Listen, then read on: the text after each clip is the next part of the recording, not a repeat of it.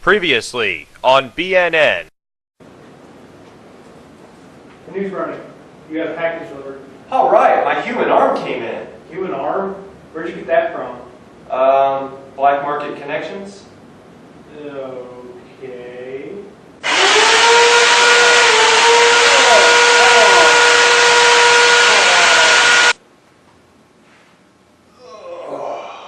Oh wow, that works great. Feels good to have two arms. There's Brony! Whose arm is that anyway? This is the arm of Vic Mignogna. You took Big Mignogna's arm from the black market? Hey, whoa. Let's get some perspective here. This is just karma coming to get the guy back. I mean, he does the voice of a kid who has no arm and no leg for 2 anime series, 2 seasons in each series, and 2 different movies. This is just karma. The guy was practically asking for it. How did he get on the black market anyway? I think one of the fangirls cut it off and put it on there. That makes perfect sense. Yeah, you know how crazy fangirls are. Yeah. Alright, let's go do our show. Recorded in a top-secret studio that, surprisingly, more and more people keep finding, this is BNN.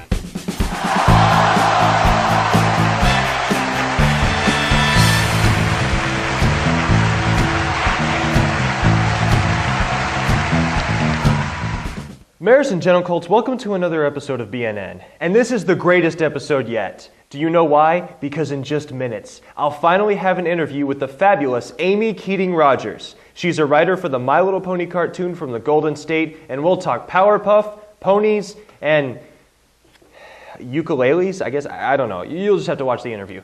All that in mere minutes. But first, we have a few news stories to cover. All that in... Excuse me, Mares and Gentle It appears that I have some unfinished business to take care of.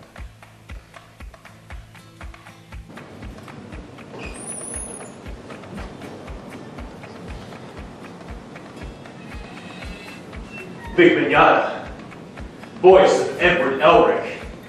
What are you doing here? I came back for my arm!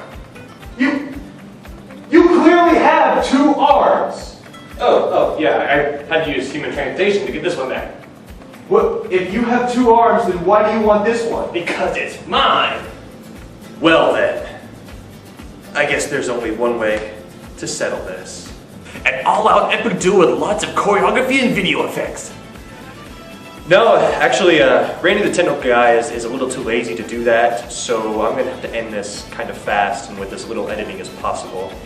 Didn't you say that you used human transmutation to get your new arm? Did you go through the gate yet? Yeah! No. Ah! Well, that takes care of that.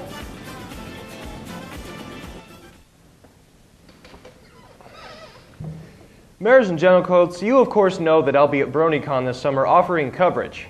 I'm very excited about this most recent guest announcement. That's right, they've announced that Nicole Oliver, the voice of Cheerilee and Celestia, will be at Bronycon this summer. If I could snag an interview with her, I'll be sure not to upset her so I don't end up on the moon. Now, of course, if you haven't bought your Bronycon ticket yet, you might want to consider doing so because it's sure to be an awesome convention. And who knows, you may even get to meet a celebrity while you're there. Maybe me if you're lucky. If you're on the internet, and chances are if you're a brony and watching this broadcast, then you are likely on the internet, then you likely know that the trailer for Equestrian Girls was released last week. It was released to much hatred from a community promising love and tolerance. Okay, let me level with you for just 1 second. Hold on. Let me go ahead and get my soapbox out. I would have a larger soapbox, but due to the shoestring budget that I run the show on, this was the only soapbox that I could afford. Let me go ahead and level with you for a second. You don't have to like Equestria Girls. You can hate it, you can despise it, you can want to burn it down, etc. But keep it to yourself. Our lovely pony staff like Tara Strong, Nicole Oliver, Megan McCarthy, Amy Rogers, and the rest of the crew have worked really hard on something that they think is a good idea. And if you don't like it, then keep your mouth shut. They have busted their asses to bring us 3 seasons full of pony, more than 60 episodes, comics, and more. They listen to everything we say very closely thanks to a wonderful invention called the internet. You don't have to watch this movie if you don't want to, but there are probably a lot of girls who still want to. So if you don't want to give this a chance, fine. Shut up and wait for Season 4, which is slated to come out this winter. Our lovely pony staff have worked far, far too hard to be taking any crap from us. They deserve the best. We're not the fandom that they deserve, but we are the fandom that they need right now. So get over yourself, don't watch it if you don't want to, and just keep your mouth shut. They've worked really hard on this. And for a community that promises lots of love and tolerance, I think you should be at least just a little more supportive. Mares and Gentlecolts, the time has arrived. I have in my possession an interview with one Amy Keating Rogers. She is a nice lady from the Golden State who was kind enough to grant me an interview this week. So, being a writer for the My Little Pony series, we discussed many things, from ponies to Powerpuff Girls to her strange obsession with ukuleles. Here it is, my interview with Amy Keating Rogers. All right, so we are recording now, and thank you so much for allowing me to go ahead and redo this interview. Welcome. Technical difficulties are the devil and whatnot. I understand. I appreciate your time. So why don't we just go ahead and get started with how you got into writing television shows? I got into writing television shows very accidentally because I never intended to be a writer. I never thought I could write, really, because I trained as an actor. As a kid, I always wanted to act, and so when I was when I was a little kid, I wanted to act, and then in high school, I was in plays. When I was in college, I was a theater major. And when I was a senior in my theater major, I'd done all of the class, my major requirements, and I kind of needed a course to take, and playwriting was an option. And so I said, okay, I'll take playwriting. And I really didn't want to, and I planned to drop the course, but my professor wouldn't let me, and he said I would be good at it. And so I took the course, and it turned out that I was good at it, and I wrote my first one-act play in that class, and it got performed in the New Play Festival, which was really awesome, and kind of inspired me to take more playwriting classes. I continued on to graduate school at California Institute of the Arts, CalArts. I was getting my MFA in acting, and during that time I was continuing to write plays because I was taking summer courses at UCLA. And I forget if it was just, I was, and CalArts also offered some playwriting stuff. They didn't have, at that time, they didn't have a program in playwriting, but I continued to just kind of write stuff. And so at CalArts, I also had a number of my plays produced while I was at CalArts. So that was something that, was just an interest of mine. After I graduated from CalArts, I pursued acting. I was in a theater company, and I had, as many actors do in Los Angeles, I had odd jobs. And I ended up as a production assistant at Hanna-Barbera Cartoons first on Johnny Bravo, and then I got moved on to the Powerpuff Girls. And while I was on the Powerpuff Girls, one of the members from my theater company was producing one of my plays in Hollywood. So I had plastered my posters all over the studio, which was by now Cartoon Network Studios. And I was, telling people to come and see my play. They knew I was a writer, and Powerpuff they needed help with the writing at that point. And so I knew I could do it. I knew I could write for Powerpuff, and I just needed to be brave enough to ask Craig McCracken to give me a chance. And by that I mean I didn't really know Craig. As a production assistant, he was a guy that I delivered storyboards to and delivered, various copies to, but I was, I didn't really know him yet. Well, what's he like? Was he like not approachable? Was he like just a scary dude? He's the sweetest guy ever, but he's a very tall man, and I'm a very petite woman. And just because he's actually kind of a quiet, shy guy, and so I'm a quiet, shy girl, and so we just hadn't talked to each other. I'm sure we both, we were just both quiet and shy. Okay. So that's all. He's really, really nice. So finally, I got brave enough to say something to him the same day that he decided to say something to me and ask me if I wanted to try writing for the show. So it was just kind of coincidence that we both approached each other on the same day. And so he gave me that opportunity, and I wrote freelance at first for the show, and then I segued into writing full-time for the show. All right, so the way you describe it, it's almost like fate, right? The stars aligned Yes. perfectly. Yeah, and it was, being in the right place at the right time and being prepared. I had ended up, as the production assistant, I ended up typing up a bunch of the outlines. So I knew what they were like. Even though I'd written plays you have lots of dialogue, obviously. Outlines, you don't have a lot of dialogue. It's telling the story, but it's not dialogue driven. So, but I'm adaptable, and I was like, okay, I know how I can tell these kind of stories. I can do this kind of thing. And so, since I had typed up so many of them, I knew I could, go into this and segue, change my writing into this style. And then from there, at Cartoon Network at that time, the crew kind of got passed along from show to show as a family, which was really amazing and awesome. So it was, I was on Powerpuff Girls, and then and we did the Powerpuff Girls movie, and then Dexter's Lab got another season. I mean, they had a bunch of seasons prior to my being there, but they got another bunch of seasons. So I was on Dexter's Lab, and then Samurai Jack, and then Foster's Home for Imaginary Friends, and I did some in between. I also did some Johnny Bravo, and so we just kind of, you just kind of got passed along, which was really great because you hung out with the same people, and it was just a really fantastic time. Now, did you get to do any of the writing or know anybody who did any writing for Ed, Edd n Eddy? I didn't. That was actually done somewhere else. If I'm remembering correctly, I think that was done in New York. Oh, okay. Gotcha. Yeah. Now, out of all the ones you just mentioned, because those are all great cartoons that are part of several people's childhoods, Yes. which was your favorite to do the writing for then? Well, all of them were fantastic in different ways. Powerpuff Girls was amazing because while it's an outline-driven show, which means that outline/storyboard-driven, which means that it's not a script-driven show. So we would have a story meeting, and we would all figure out the story. I would take notes, and I would write the outline. Once the outline's written and approved by the studio, it's given to the storyboard artist who draws it and does the dialogue.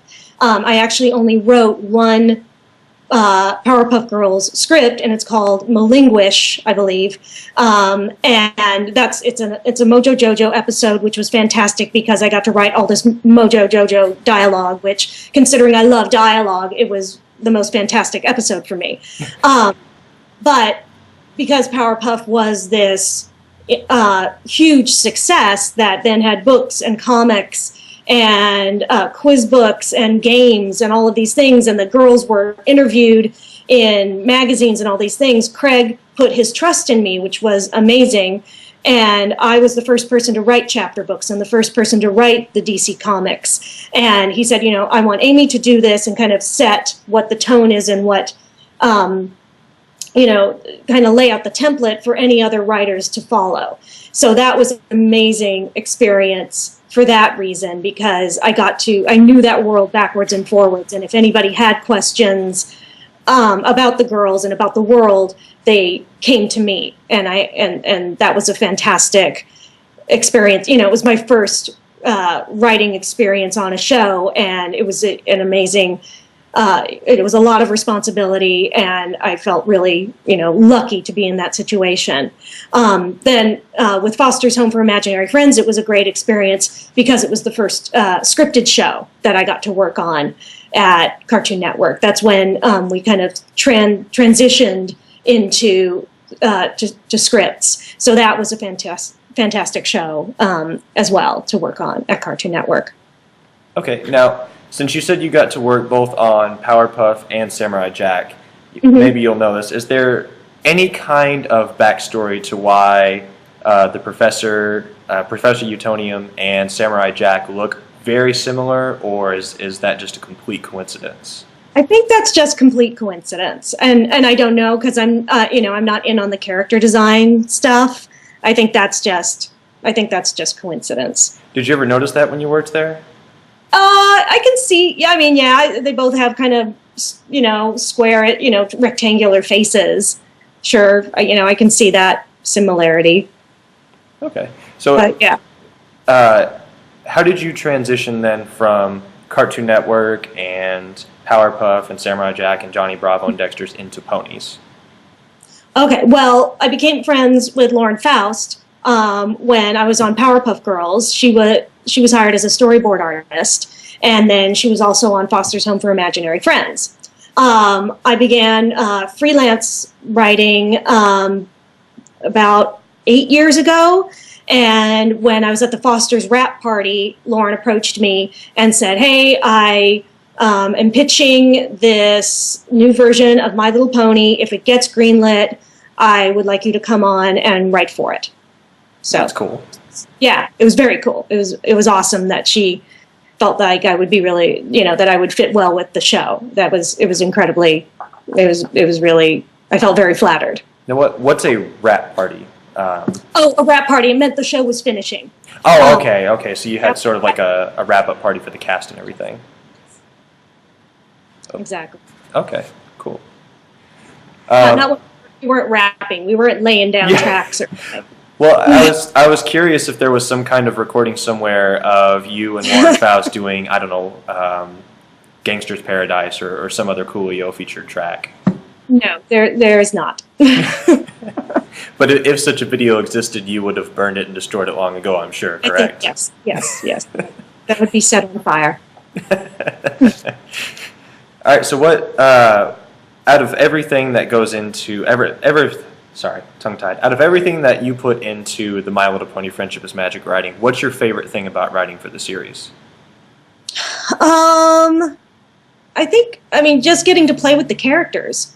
Lauren built she established such strong characters from the get-go. The show pitch Bible that she wrote, the characters were there from the get-go. It's one of the most complete Bibles that I've ever read, going through, what Earth ponies and Pegasus and unicorns, what they're all about, and then through each of the main 6, all of the details were all there.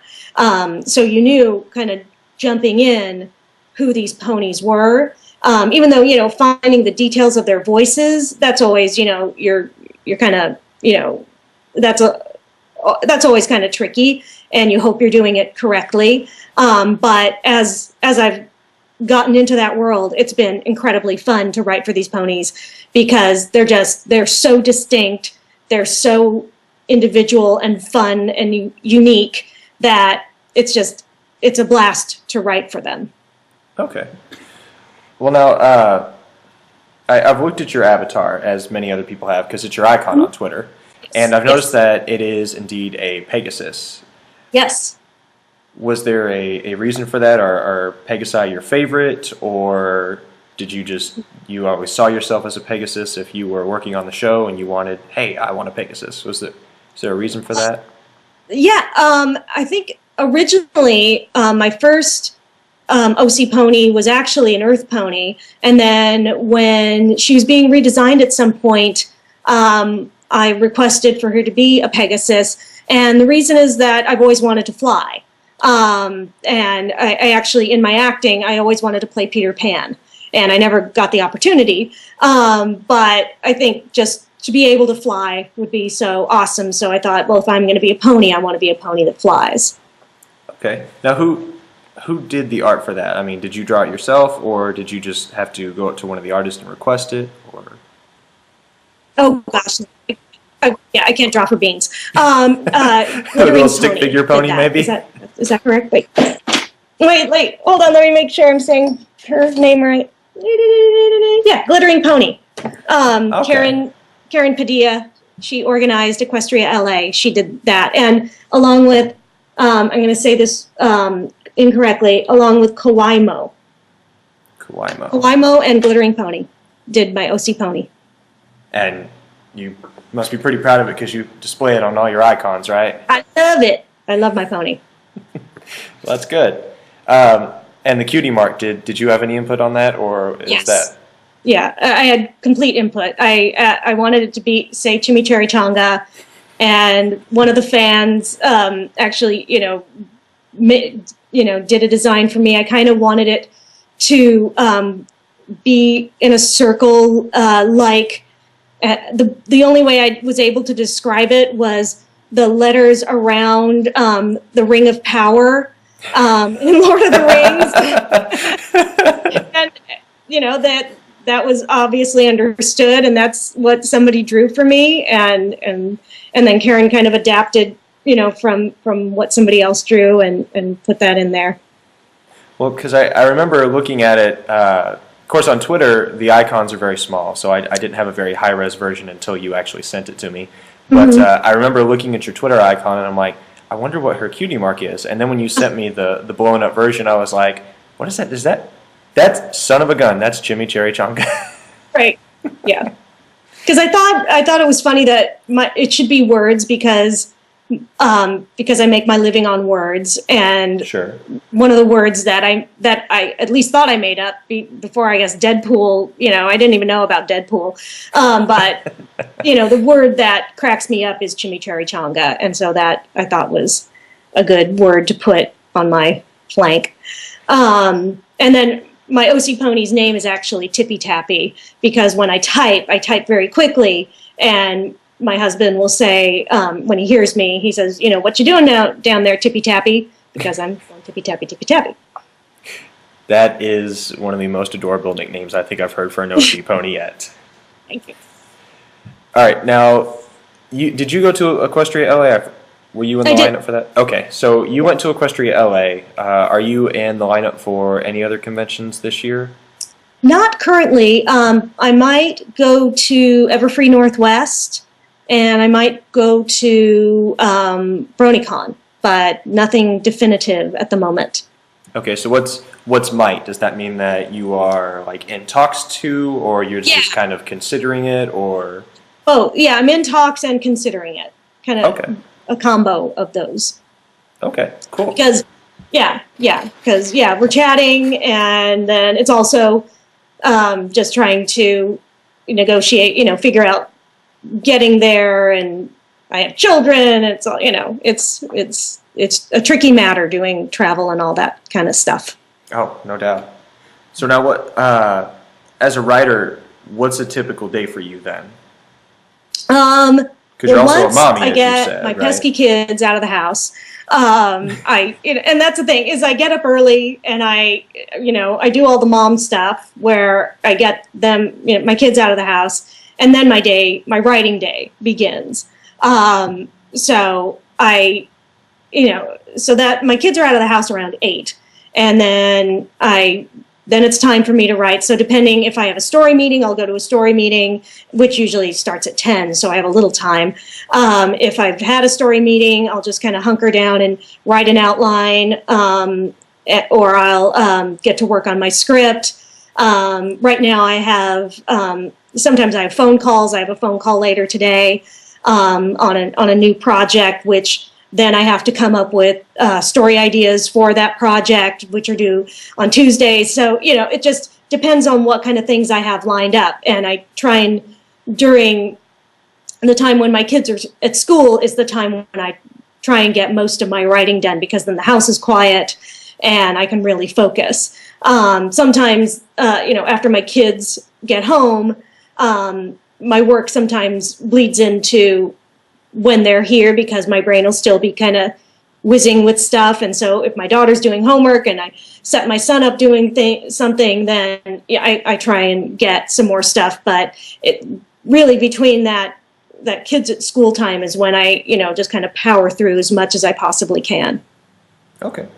Yeah. Now, did you have anything to do with the writing of Equestria Girls, or any involvement in that project at all? No, I actually didn't. That was written quite a bit ago, actually. It was written, I actually saw Megan tweeted that she had finished writing it back in March of 2012. So that was while I was finishing up on story editing Care Bears. So I was busy doing something totally different, and I found out about it at Bronycon, which was in July of last summer. So yeah, I didn't even know about it till Megan told me at Bronycon. So I didn't have anything to do with it, but I have seen pieces of it when I've been at story meetings with Megan recently, and I think it looks really awesome, and I think people are going to enjoy it. Cool. Now, you mentioned that you've name-dropped Megan a few times. Are you guys pretty buddy-buddy about things, or is it just kind of like she's just kind of another writer in the office, or do you get along with her really well? What? I get along with her really well. These cons have been, it's interesting because as writers, because at first I knew Megan because we were both writers under Lauren and Rob Renzetti. And so, but because we're all freelance, we wouldn't necessarily see each other. And she's also married to somebody who I wrote with a lot. Her husband is somebody I worked with on Foster's. So I actually knew her husband way better than I knew her because I worked with him for years. So then when Megan and I were working on Pony, it was like, yeah, we know each other, but because we're freelance, we didn't really see each other. Then we started going to cons together and hanging out, and we're like, hey, we're really cool, fun people. So we got to know each other way better hanging out at the cons, which is true of like all of us. I didn't know Mitch Larson at all. We had one or two brainstorming Pony meetings, and that's all I knew of Larson. And then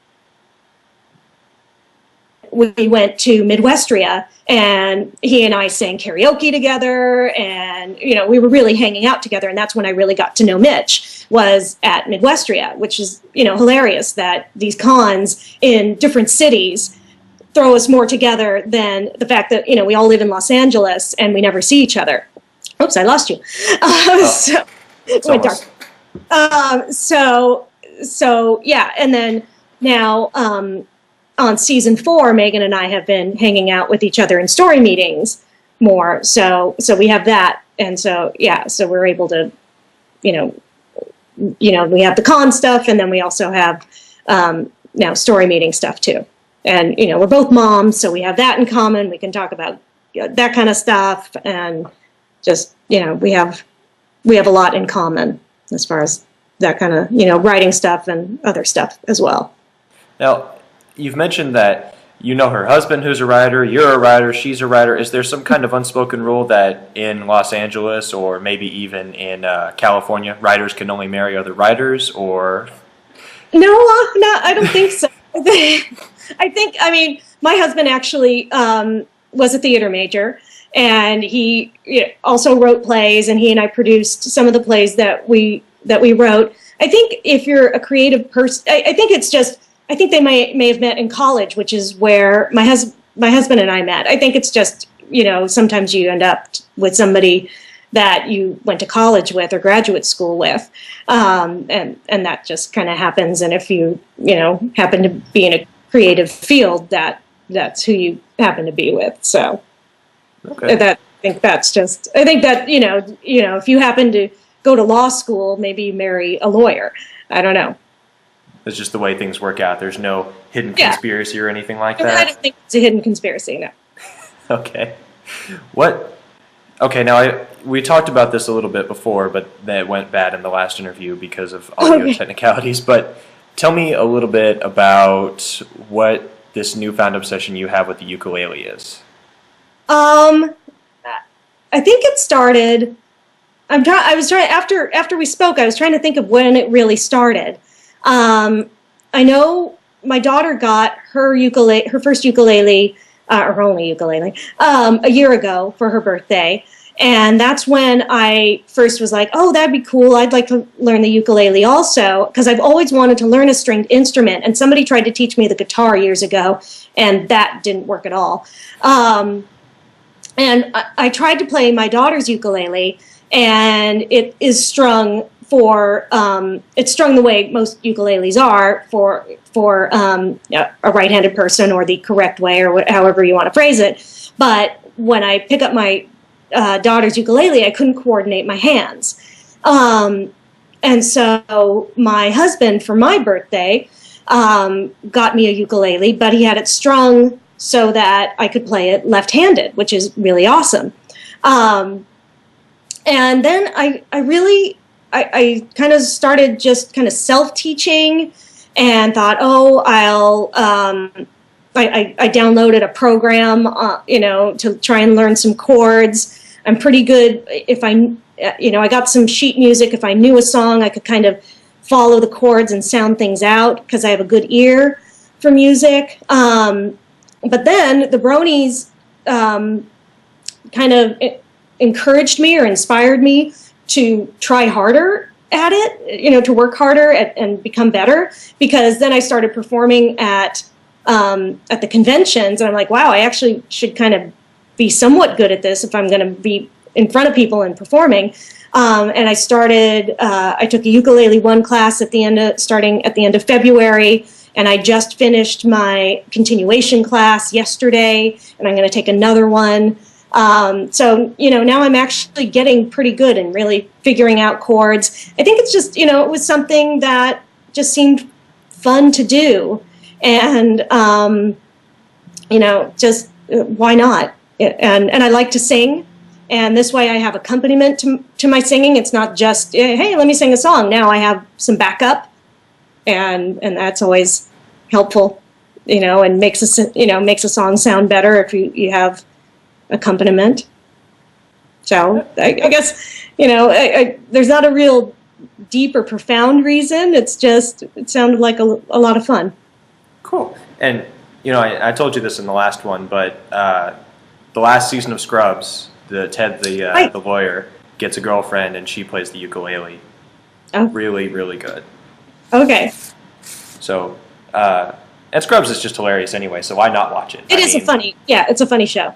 It's probably one of my favorite shows that was on, before NBC started killing everything that they put on their lineup. But that's a whole nother story. All right, so we'll go ahead and close with just one last question, and I will let you get on with your afternoon, because I'm sure kids are probably on their way home in the next hour or so, or however California does. Oh, that's right, you're 2 hours behind me. I keep forgetting that. That's okay. Do you have anything cool, maybe relatively small and tiny, that you can tell my audience about season 4? I think it's going to be awesome. The way it is set up, Megan has called it, oh God, why do I keep forgetting the word? Ambitious. It's ambitious. In it, I have written for ponies that I haven't focused on solely for a while, I guess I can cryptically say. So which ponies those are and how you want to interpret that is up to you. But I was very excited to explore these particular ponies' personalities. All right. Well, I know everybody is looking forward to it, obviously. Right. And just got to make it through the summer and fall and get there. But You'll get there.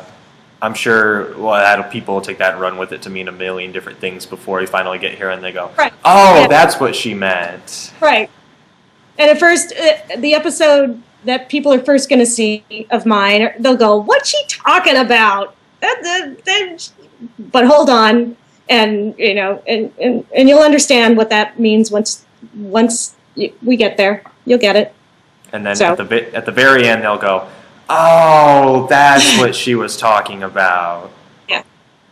But yeah, Megan's really done a very good job plotting this out, and she's season 4 is very, it's got some awesomeness going on, and I think I know people are up in arms and whatnot about Equestria Girls, but I think they ought to give it a chance and not get upset with, instead of having a knee-jerk reaction of being upset, why not, the characters, I feel that the characters are the characters regardless of what shell their essence is, they whether they have a human-esque shell or a pony shell, their essence within is who they are. So why not see what adventure they would go on in a different shell? Does that make sense? Yeah, it does. And the thing that keeps getting me is they have all the original talent. I mean, you've got the same staff, the same animators, the same writers, the same voice. It just blows my mind. Yeah, it's got it's all the same. It's all the same staff and crew and everybody. It's not. Yeah, it's so. Have faith. Yeah. And no, I agree. I'm there with you 100%. The amount of anger that has just spiraled over the thing it's beyond me sometimes how people get angry over stuff. But that'll be great. Season 4 will be great, and I appreciate you being here and taking the time to let me interview for the Brony News Network. Well, thank you for having me. Appreciate it, and hopefully technology will cooperate this time, and we'll get everything ready to rock. Okay, great. Appreciate it. Thank you so much, Amy. You're welcome. Have a good day. Bye. Thanks. Bye-bye. Well, mares and gentle colts, that's all I've got time for in today's episode. Special thanks to Amy Keating Rogers for her doing the interview. Until next time, I'm the best journalist Equestria has to offer. Stay classy. Ta-ta.